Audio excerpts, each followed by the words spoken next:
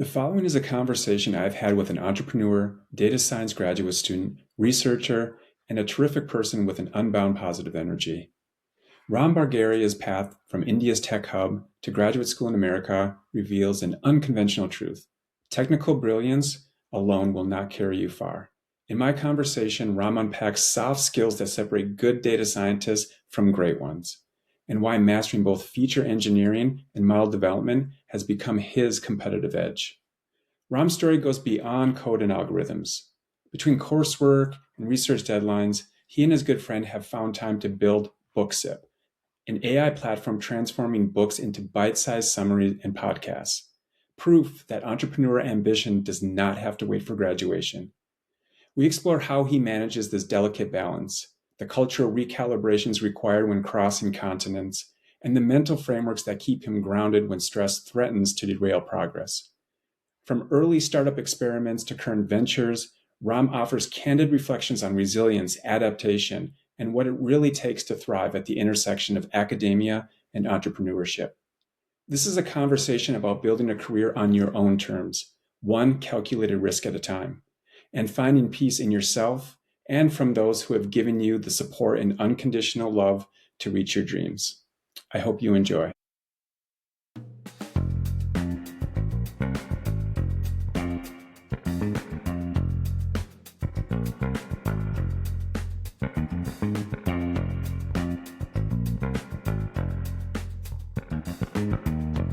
All right, Ram.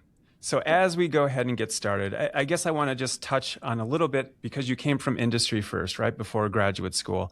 And so you worked at LTI Mindtree, and you did a lot of the different types of automation models, different types of dashboard development that you had, 1 million plus in savings, So can you just kind of go over what was the most memorable part that you really had working there?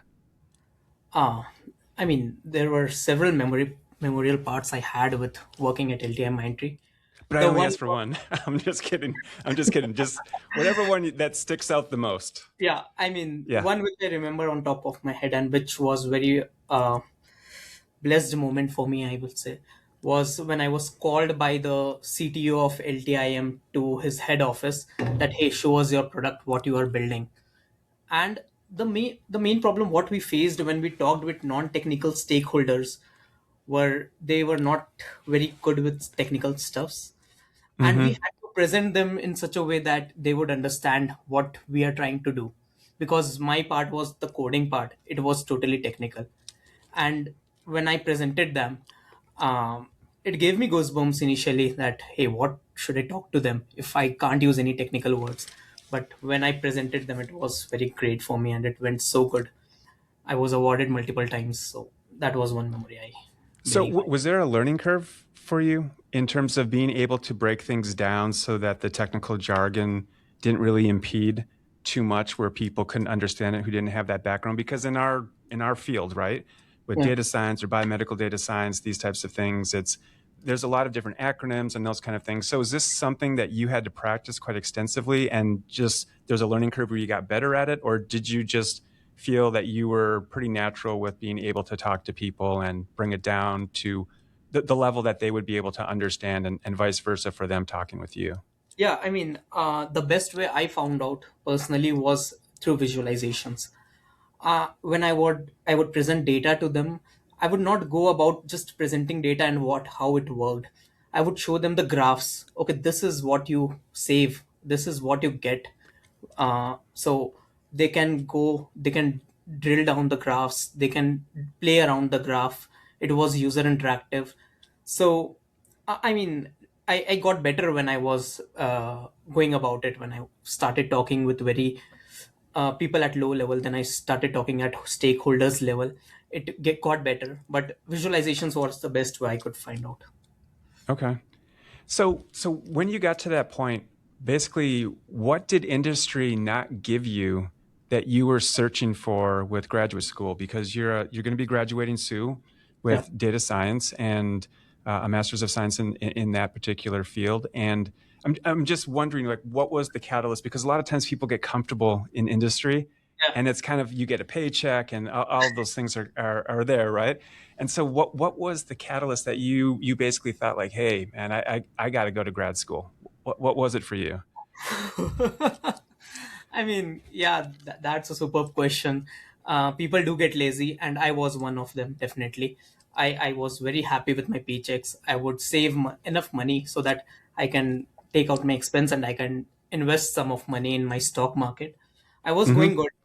But I don't know. Whenever I was working, I thought that I am coding, but I was not satisfied that what's the use of this data if I don't get any meaningful insights? And I was too lazy that with work I could go and after 5 I would study about data science. So I thought, let's go for a career switch now. I mean, let's stop. I can't do both together. So let's focus on data science. I want to go into machine learning and AI. That's the booming industry. I wanted to get to know the crux of how it actually works. Why are people so crazy about chat gpt? Why are people so crazy about different stuffs? So that is how it all kicked in, and then I came to grad school. I mean, it was tough initially. I remember I was not able to concentrate on my studies as well because I was in the industry mindset. But Yeah, yeah, but deadlines made that easier. I mean, if you have to submit something by Friday, you have to come out of industry mindset. So that right. was, deadlines helped me a lot here. So this is how Yeah. it. So was there also a part of what you were doing? I guess for me, because I did the same path, right? I was in industry, came back, and even though I had my master's, I came back and got my PhD while I was came back to academia. But for me, it was I just really wasn't happy. The work was good, but I think after a while, that kind of gratification starts to slip. Yeah. And for me, I felt like I could do more, but in order to do more, I kind of had to up my game on certain parts, right? Like for me with computational science and engineering and different types of artificial intelligence, those parts of it rolled into cybersecurity. So did you have, because I stayed in the States, right? Yeah. Stayed in and basically just hopped from, state to state, which is really, really easy, right? You Yeah. you went from, Bangalore, India, Yeah. and then you decide to come all the way up to, Yeah. Michigan's Upper Peninsula, which is deemed as the Copper Country, right here at Yeah. Michigan Tech University. And so, what was that? What made you pick Michigan Tech, that this was going to be the place where you were going to go ahead and get your further education with your master's? Yeah. I mean, coming from India to States was a really difficult challenge for me. I never cooked in my life before when I was in India, but here I have to do a daily cooking. So I never went to the kitchen much, but now I have to cook different type of delicious. Yeah. So that was tough. Why I chose Michigan Tech, one of the primary reasons was my elder brother is alumni here. He graduated 7 years back from the same college, and he found it quite cool. He told me the pros, what you get here at Michigan Tech, how supportive everyone is here, how you will feel a family. I mean, family type environment here. So that made me choose Michigan Tech over two other offers which I had with Michigan Tech. Okay. Yeah. And so you knew about the snow, but I mean, the climate, what I would say isolation, distance from airports that, you can get to. We have just one flight that goes to Chicago, right? Everything goes to Chicago. So there's no way of not going to Chicago when you leave out of here. So was that a hard transition for you when you came? Or was it not as difficult as maybe others might think it for international students? I mean, we do have snow back there in India, but the place where I come from is zero snow. I've never seen snow in my life. And then after coming to tech, I'm just seeing snow in my life. This is how it is going. Hmm. So, I mean, it was a bit tough for me to adjust to the environment. I do feel cold a lot of times very quickly. I do catch cold very easily. So I had to adjust to the weathers. But yeah, my brother prepared me mentally for it that, hey, it is too cold. He gave me heated jackets. He gave me all the equipments I need to survive here. It's a Yeah, bit that's tough, good. but it's cool. I mean, it's fun. And you know what I feel like sitting here in front of you is I thought this when I was coming down the hill to the tech now. I was thinking The same feeling I get here, what I'm feeling right now is the sunny day which is there in the Houghton winters. It feels so good. This is what I'm feeling right now. So Yeah. this is, I just wanted to add this line. I don't know why, but I was. No, no, that's okay. I mean, you can tell just walking around campus when the sun is out compared to these really hard winter days that we've had. People usually make that face like they're just trying to stand the wind and the cold.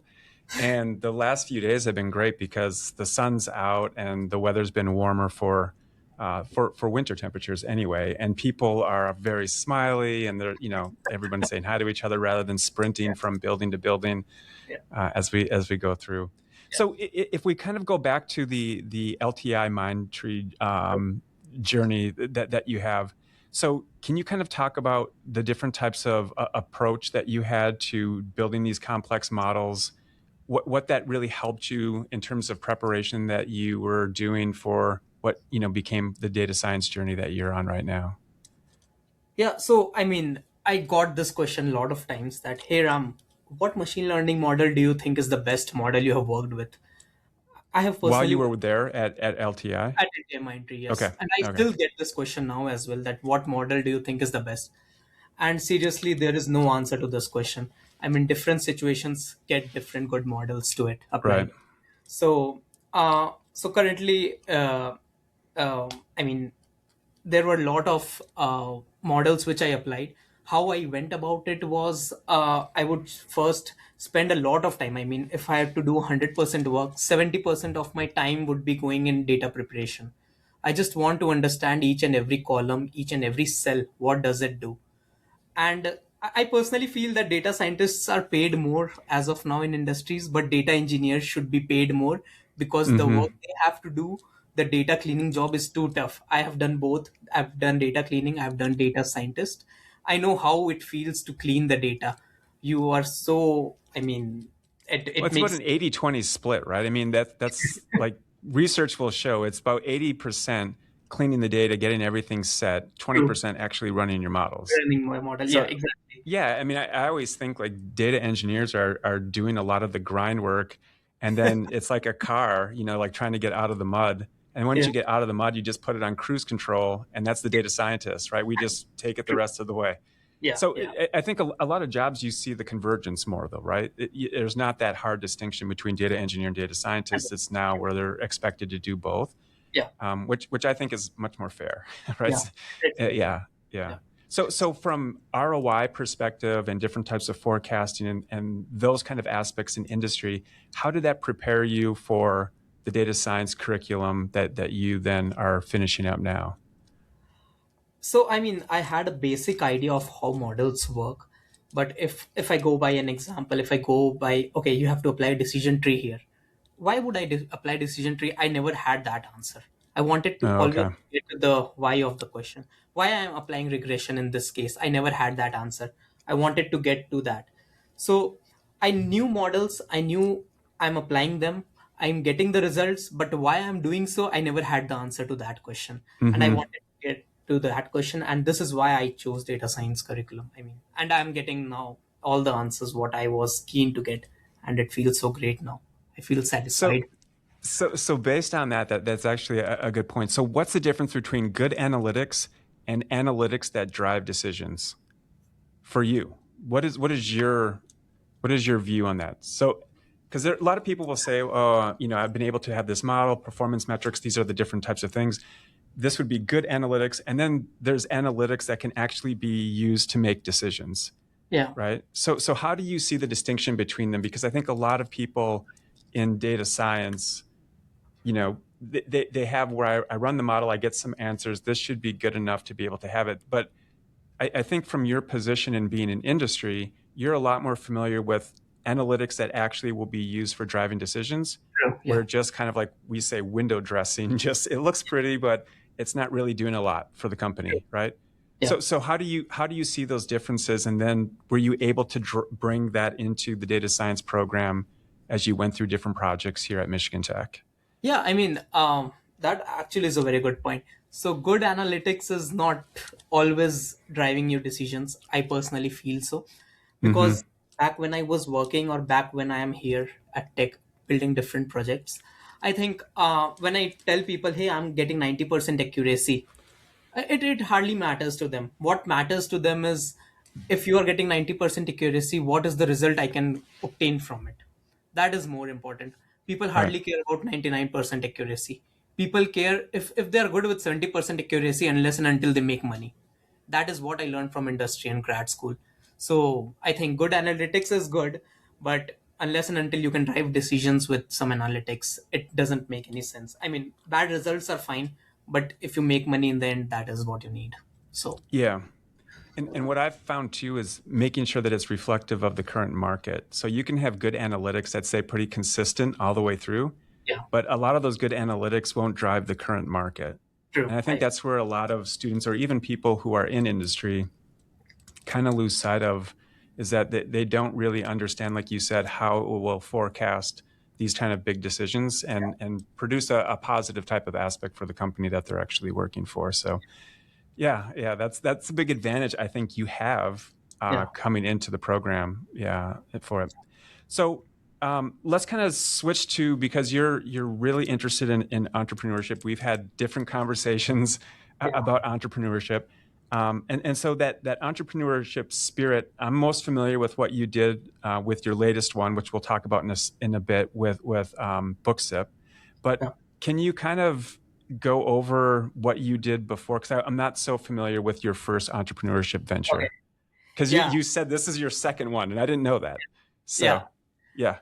That was back in college when me and my friend were in first year college in undergraduate. So we had this idea that let's go and teach the people of high school. Let's open a Mm-hmm. quick tutoring classes, and let's teach them about the high school stuffs. So we started a small academy in near the college, and we actually, that was a great learning. I mean, I failed miserably there, but that was, and I did invest my dad's money in there because I was not earning that time, and he was Yeah, okay with that.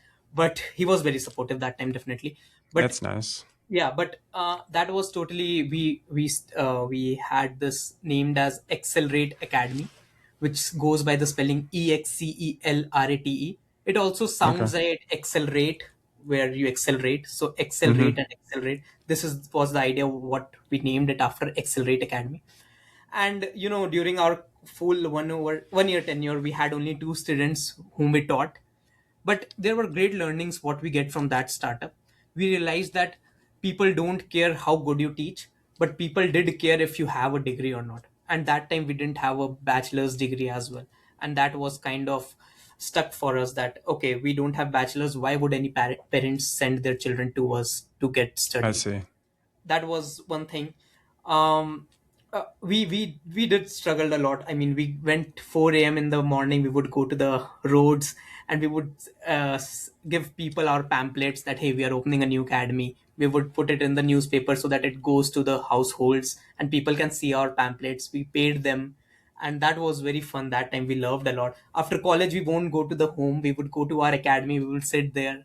So that was kind of pretty stuff. That's yeah. So did that really, even though that you had a couple students in terms of that experience, did it really, you know, basically work as a catalyst for the entrepreneur spirit that you have? Like, was it something that you just became infected with, that was more of like, that you really want to do this, or is this, did it kind of go dormant for a while for you until you came here and started your latest venture? Yeah, I mean, I come from a family where my father is a businessman. So this Okay. entrepreneurship, I had it from very childhood thing. And I was very keen to start my stuffs on my own. Even in my dad's shop, I wanted to start something online there because we were totally offline. He was a businessman, and I wanted to start something online. I mean, every time. So that kicked in when I went to Bangalore and started my Accelerate Academy. So that did, I had that somewhere, but I didn't get much time to think over it. Now again, when I came to grad school, again that infected me, that okay, why I'm stopping that? If I'm good at something, I should do it, I should pursue it. Yeah. So we started again, me and my friend started one more startup, which you will talk about in a bit, I guess. So Yeah. Well, let's kind of let's jump to this, because I think maybe the different types of gratification you got from being able to help those students, Yeah. right, in terms of their studies. So that kind of feeling transitioning to BookSip, right? Yeah.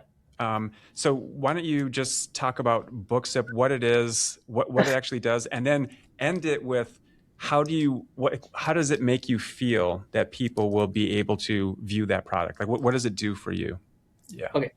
So once me and my friend were discussing that let's build something. I mean, we both are developers. We should use some skills and build something which helps people. So when we started BookSip, so BookSip is before getting to how it started, I would tell what BookSip is. So BookSip stands for book and SIP stands for summary, insights, and podcast. That is how it Mm-hmm. went.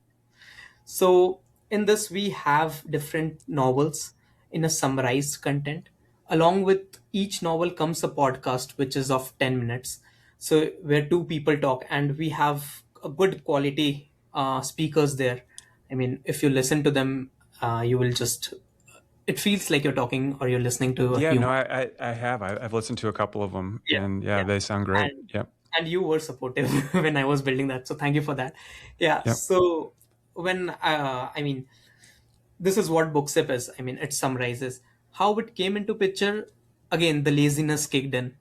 I was very lazy reading books. I wanted to get the knowledge what's written in the book, but I never wanted to read them. And I'm Mm-hmm. not talking about replacing the books, but I wanted a product which serves as a catalyst to reading books. If I pick a book and that sounds boring, I would always feel, this is not my type, or this is not my genre to read books. This is not my hobby. So I always felt that if I have a quick review of something, of books, because books are great. I mean, I've heard a lot of people, lot of successful people, they recommend reading books, whether it be Steve Jobs or whether it be Elon Musk. I've heard many podcasts of them.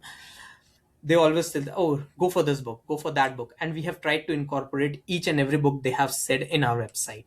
So I mean, it's great reading books. So once I have that picture, I listen to the podcast in my, listen to the summaries, read to the summaries in my website, then I start the book and it seems so relatable. Hey, I just heard it and now it's, I can understand everything, what's the user or what's the author tries to say or is trying to say. This is how it went. And whenever we were building this product, Professor, we remember that um, we had one thing in mind: the users. If I am the user, how will I feel if I use your product? If you are the user, you want the minimal clicks to get to the what you're going to get. So if you want to Mm-hmm. get to the podcast and you are a new user in our website, in 3 clicks you can get there. This is how easy we have made it. If you're logged in, you can get to 2 clicks and get in 2 clicks. So, and surfing our website is quite easy. It goes by booksip.co, booksip.co. Yeah, and we'll put a link definitely Okay. in the podcast for it. But it's essentially you're kind of highlighting the minimalization and the simplicity of being able to access these for your customers, right? That they can Yeah. easily be able to go ahead and find it. They can get familiar with the different types of voices, and it gives them. So there's different tiers, right, in terms of what type of summary they can have. Yeah, yeah. So And we have 3 versions of summary in there. One is a quick read or quick sip, which goes by 5 minutes. Then is deep draught, which goes like 15 minutes read of the summary. And then is a chapter wise summary. So if I'm stuck in a particular chapter in a novel, I can go quickly grasp that chapter's summary in my podcast, in my website, and then I Mhm. can come and start that chapter again in the novel. So this was the main idea. So if someone wants to just continue to that chapter, they don't have to read the whole summary. They can quickly go to that chapter as well and get a quick glimpse of what is written there.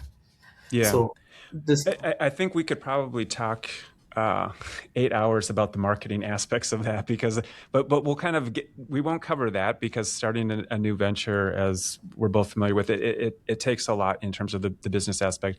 I'm wondering from the technical side of it, how challenging was it to you and your co-founder in terms of having it, you know, be the product that you ended up wanting it to be, and of course you're still doing refinement, but out of a challenge scale of 1 to 10, how challenging was it for your team to be able to go ahead and do this?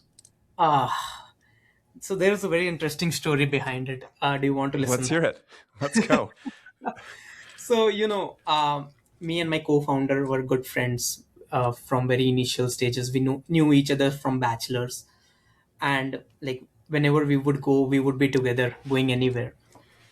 So when we were starting BookSip last July, we were so immersed in it, that we thought that okay, we are not talking personal anything nowadays. We were just into business, business, business, business, business. BookSip, BookSip, BookSip, BookSip, BookSip. We were just talking about BookSip. So one day he told me, Ram, do you think that we are so much into BookSip that we are not talking about how what is going on in our personal life? So I told, yeah, I think we have, it's been 2 months we have discussed what's going in your life, or you have asked me what's going in my life. And this is not how it should go. So we started keeping two meetings. On Wednesday, we would meet and we would just talk personal on personal level. Hey, how is it going in your life? What are you doing? What is your plan for this week? And on Saturday, we would meet just for book sip. So every week we had two meetings, one for personal touch, one for business touch, and it was That's a so good great. idea. Yeah. That was actually great. And so in terms of challenging, yeah, it was challenging because that was a big challenge which we faced. That was kind of creating a distance between us. But once we came up with this idea, it was very smooth. It was way better than before. So also in terms of technicalities, it was a bit challenging again because we were building a product, but we didn't know how to create a podcast, how to create summaries, how to create anything. So how to create a website. I mean, we knew how to create a website, but we had to make it a bit quick. So uh, this is, I mean, it was challenging. On a scale of 1 to 10, I would say it was 11. Okay. But, Yeah. Well, yeah, that's challenging. Yeah. but it was fun at the same time. But Yeah. yeah, well, I think if I mean, just as you were mentioned before, if you're giving, the meetings are consumed with BookSip itself, then obviously there's two things, right? You both have passion for it and you're both curious about Yeah. it. And I think that's probably the main ingredients that you need on being able to persevere through something, because a lot of entrepreneurship is perseverance. And I would say 90% of it is perseverance.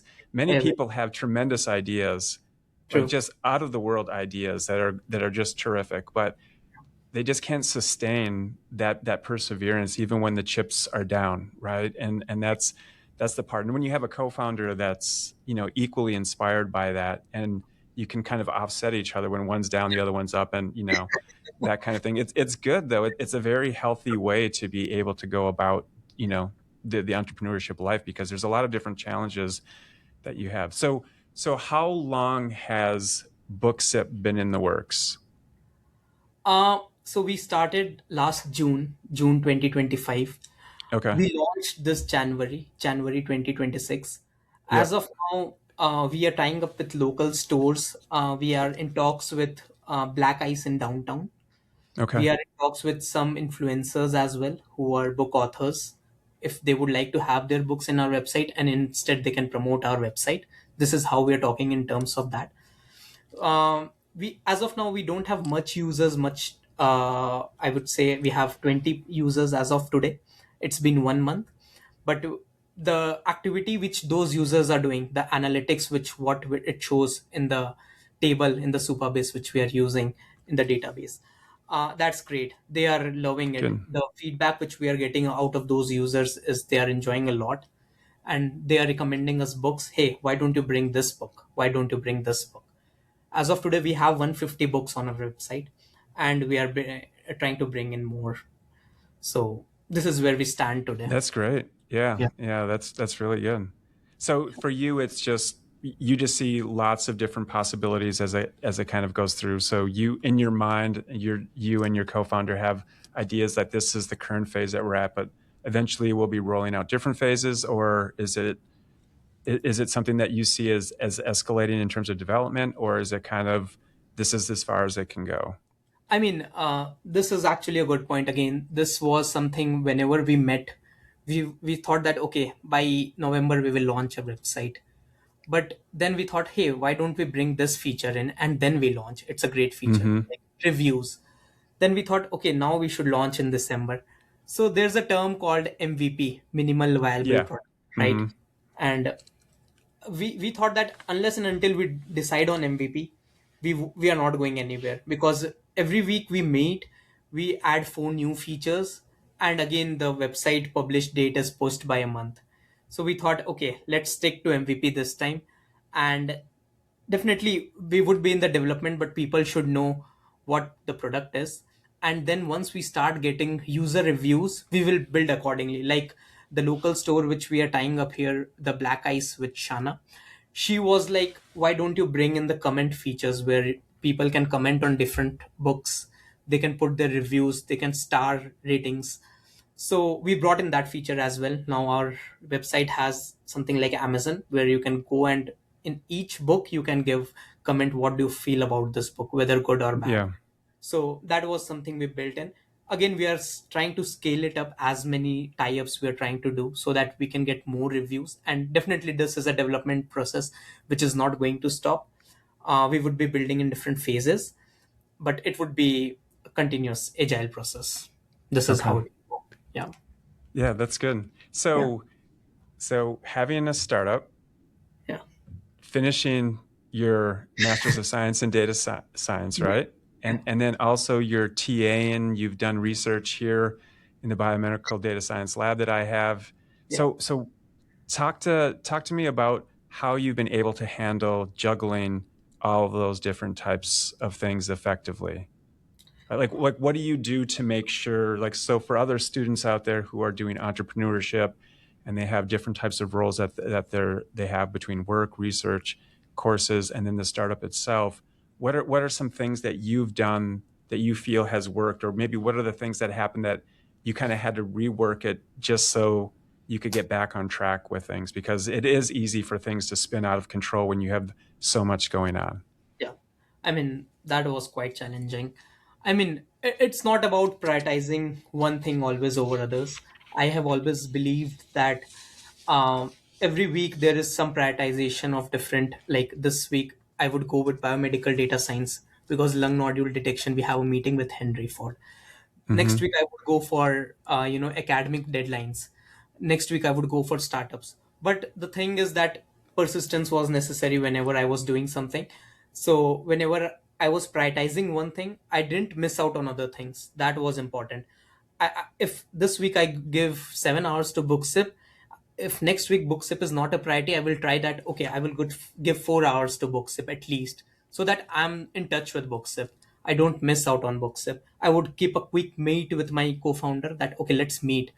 Nothing much to discuss, but let's just keep it going. That was the whole idea. Some weeks I would feel like TA was important. So this is how I prioritize things. And I mean, there was a quick graph which I can recall. I'm forgetting the name of the graph, but it helps you prioritize things. There are 4 quadrants. One is how important a work to you is and how urgent it is. So Mm-hmm. quadrant one goes by important and urgent. So Yep. the thing which is important goes there. Something which is not important but urgent goes in quadrant two. So this is how I prioritize. I made make use of that graph, and that really helps So me a do, lot. do you just like write something in Python that you can have? Do you use just Excel, or do you use a project management software that you rely on to be able to keep things in order? Like for me, I've done many different types of software that I've tried. I really, from project management software, even using different aspects like Motion and other ones, for me it just didn't work well Yeah, for me. And I think just my own method of prioritizing ways, and constantly having even like a Python, constantly making changes to that, and then showing visualizations. That's basically what I do. yeah. But what do you use I for mean, what works best for you? I would sound very old school in this, I guess, because That's okay. Whatever works, right? I mean, I just use pen and paper. It works for me. Yeah. I just Okay. go, if something is priority for me, I would draw that graph quickly. And if you enter my room someday, you would see that there are different kinds of notes hanging in the wall. So I just replaced them, and this is how I do. I mean, it sounds very old school, but this is how I go, and Well, if it works, it works. it works, right? I mean, I So don't want that, to go and open the Excel and make the changes. I just want it. Something is easy to write on, is easy to continue on. This is what I feel. yeah, So I yeah, don't use any kind of software management tools, but yeah. I would love to have one. But paper Yeah, works. yeah. Honestly, I have not been impressed with a lot of the software management tools that are out there, but yeah, maybe that could be the next venture, right, of entrepreneurship, yeah, That's a good that you idea. can I'll have. click on it. Yeah. So can you is there anything I'm just kind of curious from the international leap, that you've had to take from a cultural standpoint? I know we talked about the differences just coming to a small town from what is India's Silicon Valley, right? Bangalore is really that. So it's a very busy, high-paced environment coming to, yes, school is high-paced here, but the city isn't. What else culturally in terms of the work that you're doing on campus, and then probably also with the startup, but are there different types of things like that you would have from the metrics that we have here in the United States compared to the metrics that you've had? Is there different things with return on investment, for example, with your entrepreneurship that it was different from? I guess I'm just kind of curious myself. Yeah. What do you see as cultural differences coming from where you were in India to where you are now in the U.S., right? It's quite different. Yeah. I mean, I faced this first day as well. I was just walking down the road in Hooton, and some guys just hide me. I was turning back and seeing, okay, whom did they do it? Because in India we Yeah. don't do it through random people. But I love this Yeah. culture here that even if you're random or you're walking by past me in the road, I would just give you a quick high five, and that works. Mm-hmm. So first day it was really a cultural shock for me that I was turning and he told me, no, I'm doing it to you. Oh, hi, hi. So Yeah. it was a small thing, but I loved it a lot. Uh, there is not much population here compared to what Bangalore's Silicon Valley is. I mean, Mm-hmm. there is a lot of population there. I mean, it's hard sometimes to walk on the road. It's that populated sometimes. But I don't know. I love that populated area sometimes. There was something interesting going on in the roads which you could see. Uh, Food was a bit different here compared to what we had in India. So there were some differences in food as well. Mm-hmm. This What was about from the academic standpoint of expectations? I mean, I don't know what people of masters feel there, how it goes there, but US was something. I mean, everything. The first day, what I felt was that everything is done practical here. Uh, it's not just you're taught something. It's it's also that you're given assignment or that particular thing, and you're asked to work practically on that thing. So this is Mm, how it went here. And I remember the first regression class we had, the teacher introduced a book which was published that particular year, 2024. So that was something that people here are too quick to adapt. This is where I think we as a education system fail in India, because they are quite traditional. They don't want to change often, very often, to the textbooks or whatever is going on in current situations. But here people are quite quick adaptive, and I love that thing here, the practicality and hmm. adaptation. Yeah, I think so. You took one of my classes, Right? right? And I remember. So what did we have? We had 59 students in Yeah, there. It was a big class yeah, for grad, yeah. and I don't think there was one lecture where you didn't ask a question, which is tremendous. It's honestly a faculty's dream to have a student that's so interested in it. And I Okay. remember one time I wanted to tell this story. Okay. So I remember one time where there was somebody else, another student came up after and was asking a question, and you still had questions. And I told you it's going to be maybe a little bit longer, but you can just go ahead and email me your questions, and I'll Okay. get back to you. Do you remember that? Yeah, I remember. Emailing me the yeah, yeah. So Questions, I I got guess. back to my office. I don't know what it was like, maybe 25 minutes later, and there was this email from Ram that had I think it had like 9 questions on it. And I might be off, but not many. And I was so excited to be able to just answer those questions. And that was, obviously you performed very well in there. And then I asked you to join the lab and work on the project that we have with lung nodules, with AI, with Henry Ford Health, and, Yeah, and you've done a fantastic job with that as well. So, I mean, I really feel that, from a cultural standpoint, yeah, there's different types of nuances and other different types of changes, and maybe some challenges, even with speech, that might be difficult. I talk quite quickly, and I think for international students it can be a challenge, and that's something that can be hard. yeah, But I feel from your sheer curiosity standpoint, like yeah, there's no way that if somebody has that particular passion in something and curiosity, as I mentioned before with the entrepreneurship, you're not going to fail. Like you might fail, but sooner or later you're going to make it. true. And Yeah, and I think that's what a lot of people in general, don't really understand. So sometimes you get into a job and the job's okay. Like we've both been in industry before and we both went back yeah, to school, right? But there was something missing, right? Even though it was okay, there was still yeah, something missing, and there was something else that we wanted to be able to do, even if we didn't know exactly what that was yet. And true. I Yeah, feel that there's a lot of people out there who maybe be going through that same thing, and they yeah, don't understand that if it's probably just a little bit of a change, or maybe it's more of a major change, but there's something better out there for them. If they feel like they're in a rut, or that they're in a position that really doesn't have the opportunities that they're looking for, it doesn't match the kind of gratification that they get. yeah, Those are important things to be able to get out to different types of people. So because of all the different activity that you do, there's obviously there's a lot of pressure on, for school. There's a lot of pressure for your new entrepreneurship. Um, I'm always, like breathing down your neck for research, like Ram, where are you in progress, right?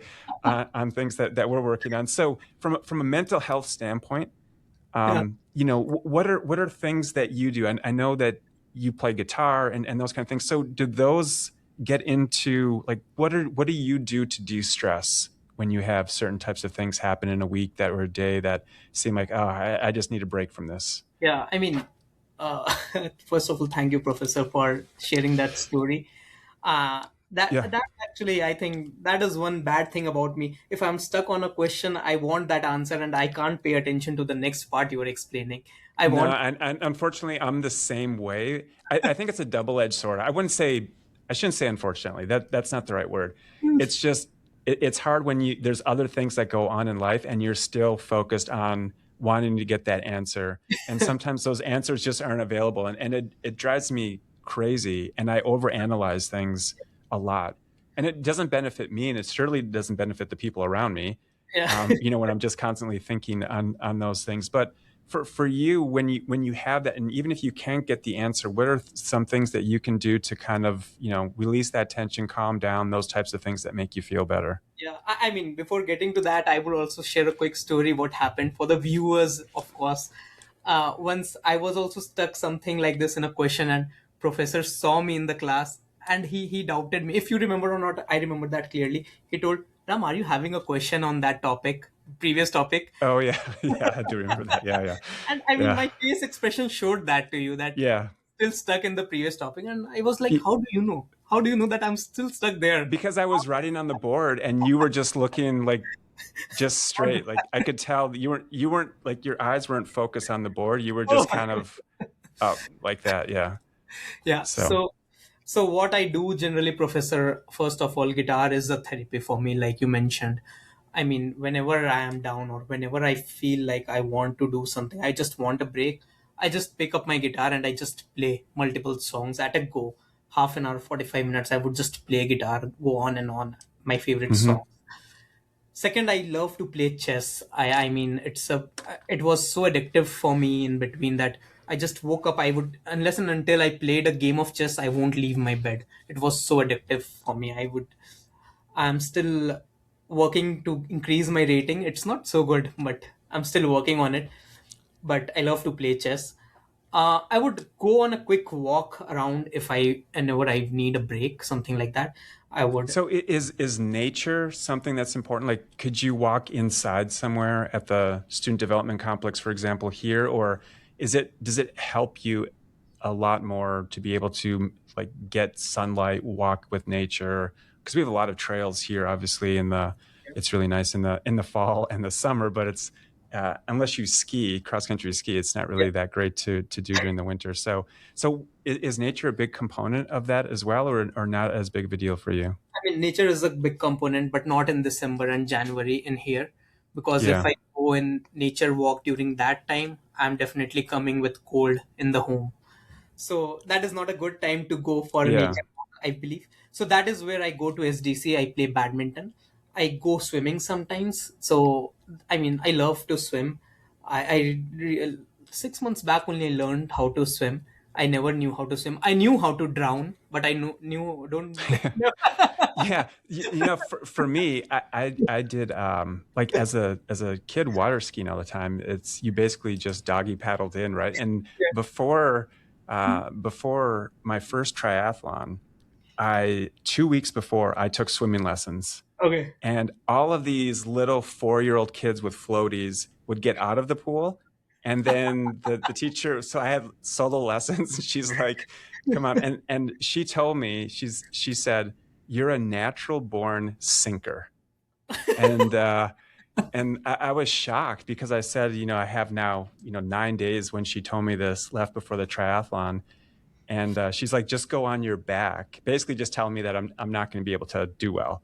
Yeah. And she was right. Yeah. So when I went there, like you're in these heats of 50 people going at once. There was 1,500 people in it, and everybody has different colored swim caps, right? And so as you're going through, everybody's dolphin diving into the water. Not me. I'm Yeah. walking until it gets up to here, Yeah. and so then as I started swimming, you're getting in a lake, so you're getting kicked and your goggles come off, or you're getting people grabbing your feet on accident. And so it's utterly terrifying at first if you're not a good swimmer. Yeah. And so I went on my back, and around about halfway through, one of the lifeguards who was on these like big rubber duckies that they have, there to watch if people are going to die, Yeah. basically. And she's like, "Are you quitting?" And I'm like, "Are you talking to me?" She said, "Yeah." And I said, "No." She's like, "You're swimming out of bounds." I'm like, "Okay, well, that's informative. Thanks." So I had to get back into it. I mean, my time for swimming was one of the worst. It really was, in all of them. But I was able to improve a little bit, but I'm still not a good swimmer. You But know, there, I like have a much appreciation for people who are good swimmers because I am not. Yeah. yeah, I mean, there is like you have YOLO, you only live once. There is one Yeah. more which goes by YODO, you only drown once. Yeah. So That's this what it was, feels like. Yeah. So uh, all the other people kept passing me. So it's just like your optimism just goes down, down, down. Yeah, all the yeah, way. I mean, you should But have turned and went back to the start line. Hey, I'm again, back again. yeah, Where's I the should have fires? just been done. Yeah. Just You quit. guys Yeah. know. Yeah. Yeah. So based off that, so guitar, I'm reading a book called Your Brain on Art, and Okay. it talks about different types of music, and many different things about how writing really helps the creativity. So when people are depressed, it uses the other half of your brain, so it lessens your depression and really allows the creativity to go. Yeah. But for the what kind of made me think about it was with you with the guitar is even when people are looking at their screen for doing different type of work, particularly if you're at home, obviously, but you can just like certain chord strings Yeah. are much more appeasing to an individual as well in terms of releasing that tension. So I'm gonna get you. I think you would really like that book because there's a lot of different things, some that you already do, but some I think you would benefit from. Okay. Just knowing the different things. It's a pretty new book. I think it's 2024, 2025. Okay. Okay. But yeah, there's a lot of different things that people have, and music is a huge part of it. So Yeah, yeah, I mean, we will have that in BookSip as well, definitely. yeah. So has there been any points, just for other people too, that it feels like it got to be really, really stressful and you really had to step back before you could continue, or has it been, since you've been here at Michigan Tech with the university, has it been okay for the most part? I mean, initially it was a bit challenging for me when I came because I was not used to cooking and I was not used to doing anything. And it was hard Hmm. to make friends for me. I remember 2 months I had no friends here and I know had no one to That's hard. share. I mean, uh, Yeah. making going to new place and making friends is a good job and it is a tough job. So everything kicked in all at once, and I always talk to my co-founder about this, that if we have started this startup during the year which when I came to tech, it would have been more difficult because I was managing so many things that time. Yeah. But we started it early when I was adaptive to the situation. Hmm. Yes, but initially it was just the initial 2 3 months was tough for me when I came to the states, because adapting to states and adapting to its culture was a bit difficult for me. But now I'm very good to it. I'm loving the culture. Yeah, that's good. Yeah. So you have what, 2.5 months left, Yeah. and you're going to be graduating, right? Yeah. Yeah. So what's next? I mean, I think we know with what you're going to be doing with BookSip, right? That's Yeah. moving forward. What else is on your horizon that you have in the immediate future? Um, Finding job is one of the priority for me now, and I Okay. have written that in my wall as well. That finding job is the Okay. first thing which I have to look for now. Once I'm done with jobs and this, BookSip would be going in parallel, as you said. But yeah, getting to job and getting to industry again, and getting to the specifics of what I really miss is the priority for me Yeah. after I'm done graduating. Yeah. Well, it's not long, and this semester has been going by so fast. Yeah, and So, I still don't believe that it's been 1.5 years, between 1.5 to 2 years I've been in hmm, state, and time was so quick in here. I mean, I just can't believe this how it happens yeah. here. Hopefully that's a good thing though, right? If it That goes by fast. Yeah. yes. So I'm going to give you this rapid fire round. So I'm going to Okay. give you some things for quick answers. All right. Let's get to know Ram a little bit more. Okay. So, okay, what is the best piece of advice that you've received? This could be from a family member, mentor, friend. What is the best piece of advice? Persistence. I mean, everyone told me, Ram, be persistent always. I mean, you would face difficulties, you would face everything, you would face your downtime, but you have to look down and keep working. So this is one Hmm. advice which I really appreciate, and this is what I got. Okay. Yeah. Chess or cricket? Which one is better Ah, for life lessons? I always wanted to be a cricketer when I was child. So cricket, definitely. Now also. Okay. Yeah. Okay. So, if you could spend 1 week of doing any job that is non tech related, Okay. what job would it be? Could be anything.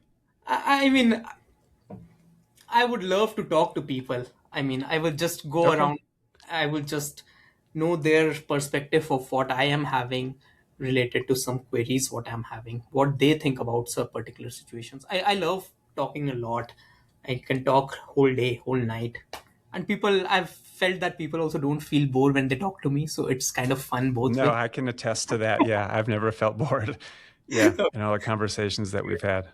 Thank you, Professor. So, morning person or night owl, which is your most productive time? So, you do a Uh, lot of development too. What is your most productive time that you feel that you're at your best for doing that kind of stuff? I've heard that people who are morning person are a bit successful, but I totally oppose that. I am a night owl, and my brother always tells me that it hardly matters whenever you work, but it matters when you work, you work. That is more Hmm. important. If you work at 7 a.m., it's not important that you are productive, but if you think that 1 a.m. works for you, that's important. So I'm a night owl, and I'm okay with it. Yeah, yeah, no, that's It's fine. working for Uh, me till now. So, yeah, but I want yeah, to be a morning person. I don't know why but I want to be a morning person. yeah. I've gone through that too, though. I was always a night owl, and I still am. But in my role here, you need to be, also in the morning. So it's like I've had to force myself to do Yeah. that. And there's things like academically and those kind of things for work I can do in the morning or at night, but I prefer to do them more at the night, if I'm being honest. Yeah. For research types of things, I definitely do. But I found since that switch and since I've introduced coffee into my life, Okay. I feel like I can be more productive than I was when I was younger in the morning. So Okay. I So don't know do you if it think morning comes. works, Professor? What's that? Do you think morning works? I Being think an morning, yeah, yeah, definitely. So I think morning works for me if I get up and if I do some form of exercise. And I feel like that part of moving your body really helps strengthen your brain for a okay. sustained amount of time in the morning where I can Okay. be really productive. If I try to get up, just have something to eat and try working, I'm usually not as clear or focused Okay. that I do my work. So And everybody's different, right? But for I me, want to that's be a morning person. I don't know why, but I've yeah, I heard. don't know, but I did too. But now that I'm a morning person, it's like you're not missing anything. Oh, okay. Yeah, Okay. you're not missing anything. Oh, Yeah, I guess so. yeah, yeah. That's Stay nice. where you're happiest. Yeah, in terms of it, unless you're like forced to change. But yeah. So Okay. if you're, what is your go-to song on the guitar when you're feeling down? Like, what song do you play? I'm a big fan of Linkin Park personally. Oh, okay. So Yeah. now, in the end, is Mm, two songs which I love to play. yeah. There is one song, Boulevard of Broken Dreams by Green Day. Uh, Yep. because I play the initial sounds and people guess that song. So I love to play that song. Tang, Yeah. tang, nang, tang, nang. Yeah. So sorry for that That's a good one. music, but Yeah. No, I think everybody who does music has one song that they like to play, like to get energy, one song that they like to play when they want to be able to like maybe if they're feeling a little bit down, it's a good song to kind of roll off and yeah. Yeah. So yeah, and it's whenever I important to play have that. guitar, you would be playing that song which is your favorite. It always happens with me. Every day you start with the particular song which is in your favorite list, right? I mean, Yeah. you're Cause it's a kind good of, piano player. It happens with you as well, I guess, right?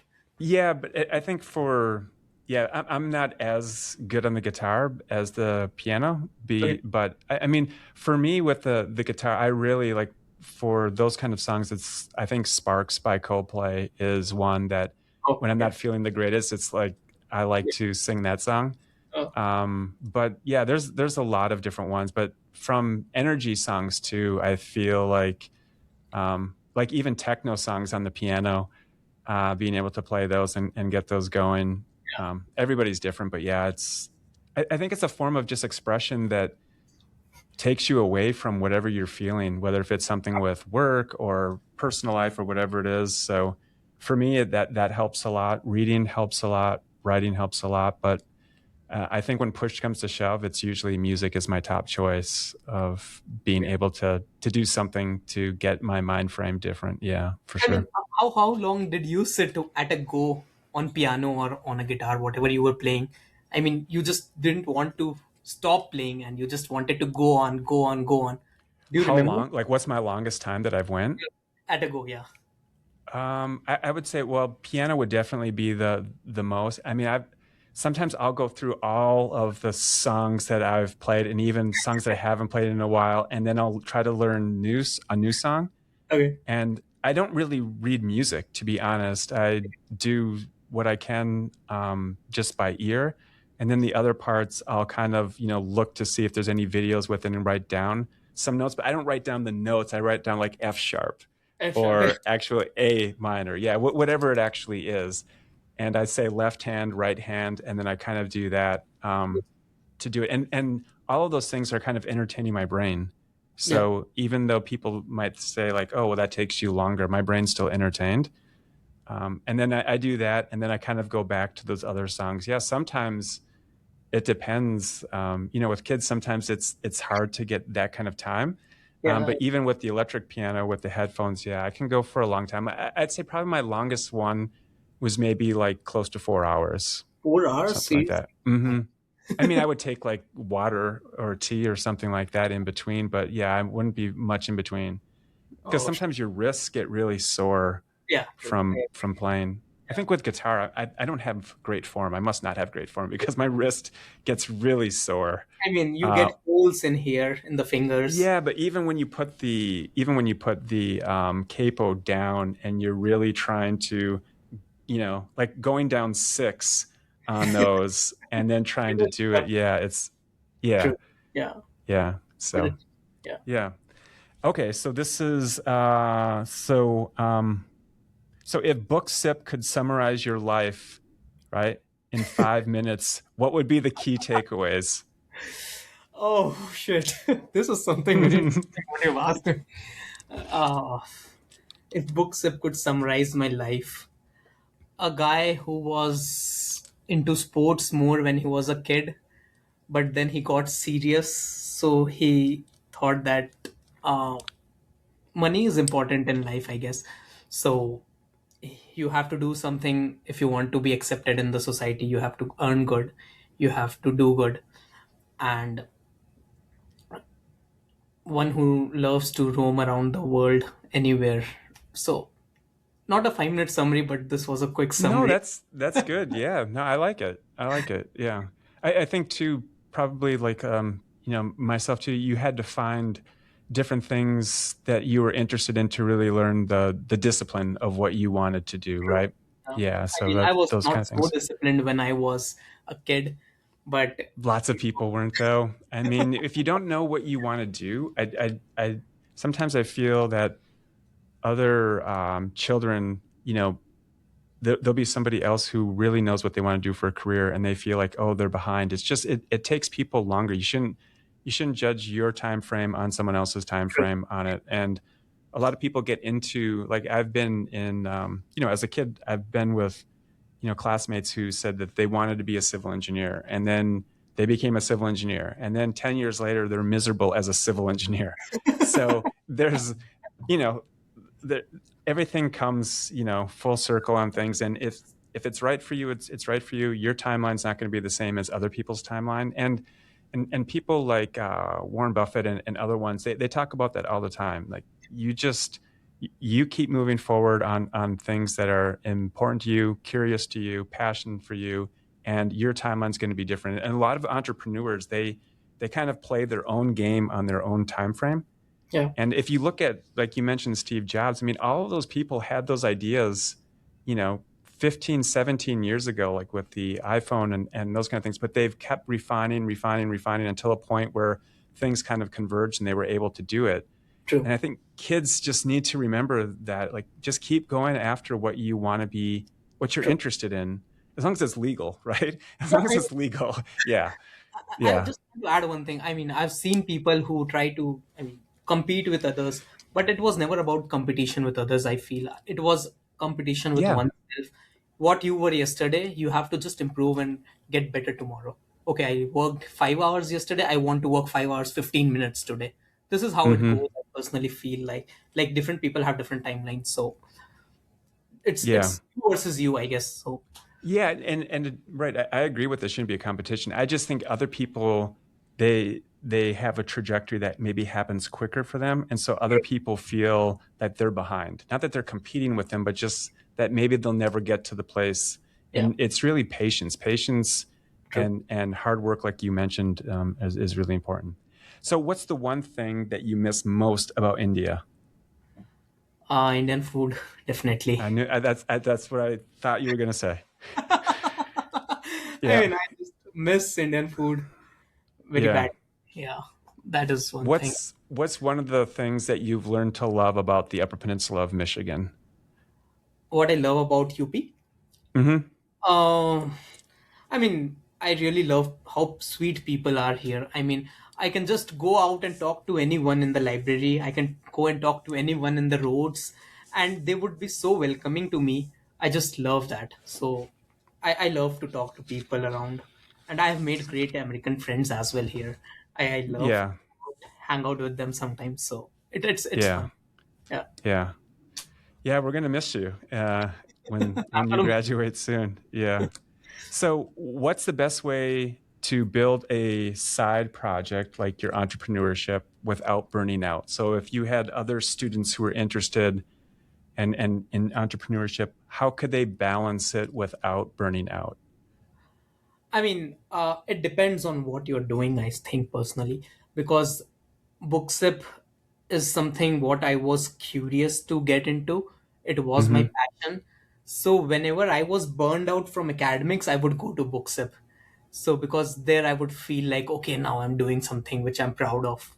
I'm doing something where I can code, where I can put my own stuff in. So this is how it goes with people. I mean, if they are passionate about something, they shouldn't worry about being burning out. Never. I mean, persistence is the key. I personally feel so. Yeah. So And then what advice would you give to young professionals who are thinking about going to grad school? Because you made the transition from being in a job, getting a paycheck, and being able to get up, go to the States, a different culture. What yeah. what would be your advice to somebody who's looking at being able to possibly leave industry for grad school? Yeah, I mean, one advice, and this doesn't just fit here, but it fits for every situation. I think we should never worry about our past. I've seen people talking about, I was good in industry, I was earning good, why I came to grad school. Now you're here. You should worry about why you are here, what impact can Mm-hmm. you create when you are here. So, I mean, never think about past. Whatever happened, happened. Just think where you are now. How better can you make it going forward? So, this is one advice I would go give to if someone is transitioning from anything to anything, not just industry to grad, but never think about your past.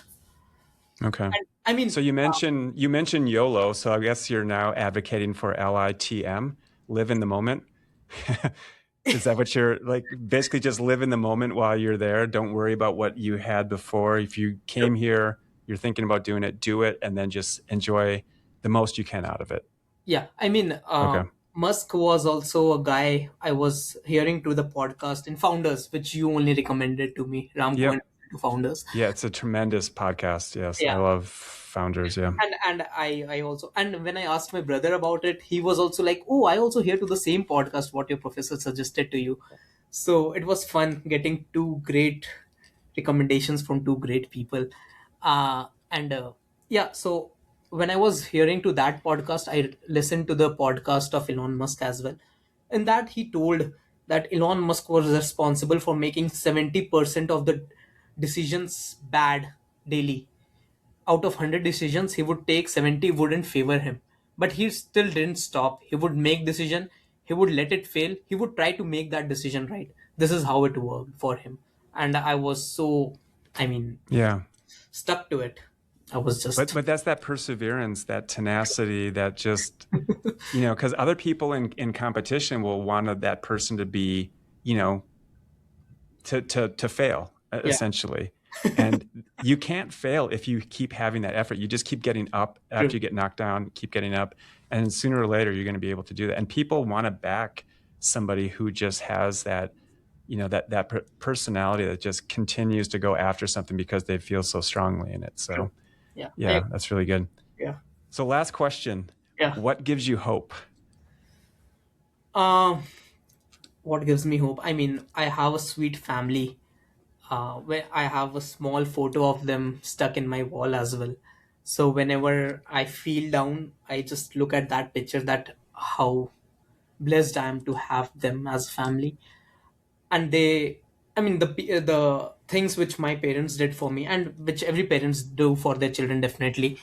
But my parents are the people who give me hope. Whenever I'm down, I will just call to them, and they're always there for me.